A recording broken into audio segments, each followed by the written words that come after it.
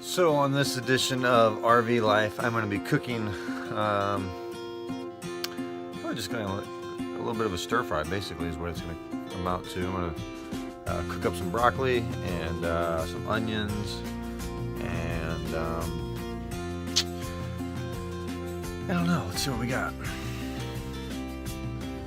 So I have a smaller RV fridge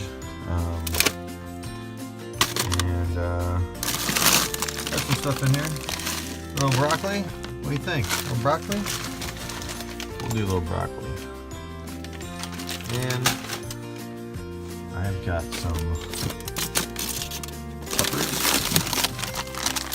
So we'll do some peppers too. And inside the refrigerator, we will take some yum yum sauce, which is awesome. And we will take we will probably use some fruit in there and some Coke and ooh, we'll drink a beer, huh? And these pickles are pretty good. Okay, so a couple weeks ago I got this RV. I've only been in the RV for a couple weeks, probably 3 weeks now. When I first bought it, they showed me how to turn everything on, and you just go outside, you turn the tank, and I was like, okay, that's it. They got the oven and the refrigerator and the hot water heater working. I was like, okay, I bought the thing. Well, when I took it on the road, I didn't realize there was another switch I had to push. And that switch is down here on this RV. And all it is an on switch, gas on. And for the first 2 weeks I didn't know that, so I didn't have hot water. I was taking a shower with just the cold water, and I couldn't cook. So I mean, it's kind of crazy.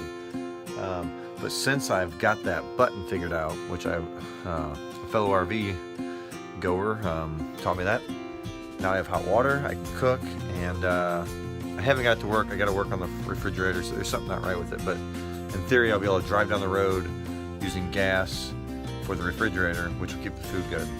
Another secret and tip, if you only have, if you're only going for a few hours, those refrigerators hold. I had ice cream in there for 8 hours, and it held, which was pretty crazy to think that, but it held. But another trick is to freeze, a gallon of ice or a gallon of water and make it ice, and then just keep that in the freezer, and that'll keep it really cold too. When you're traveling, you can throw that in the refrigerator, and it'll keep the refrigerator a little colder, the way it's insulated and stuff. But we're gonna cook. I'm gonna start this grill or this oven, and yeah, we'll just go from there. So on this grill, I'm gonna hit light, and I need a longer match, but hopefully it'll light just like that. And now we're cooking with grease. We'll turn it down, way down, and there you go. So now we just put some green peppers and some broccoli in there, and just steam it up nice and good.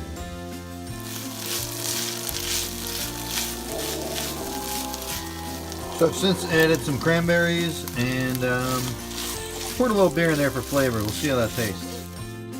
And so basically we've got two nice little tortillas with broccoli and green peppers, and we threw in some cranberries. I totally forgot to cut the onions up. I was going to cut the onions up and add it to it, but I didn't. And normally I put zucchini and squash, but I don't have any of that either. So we're going to put some yum yum sauce on it and have dinner. Thanks, guys. So I ate those two, and I made enough to have a third. So I'm going to eat this sucker, and the other two I just had was awesome. I'm not gonna lie, this is the first time I've cooked in this thing, so it was easy. It was just like cooking on a stove in a normal house, except I have my couch here and my work area right there, and I'm in an RV, So, like I said, I've only been in the RV for about 3 weeks, going on, obviously, 4 weeks, maybe 4 weeks. But for me, it hasn't been a big deal. I've always liked kind of being on the road. I've slept in my hammock for the last 20 years.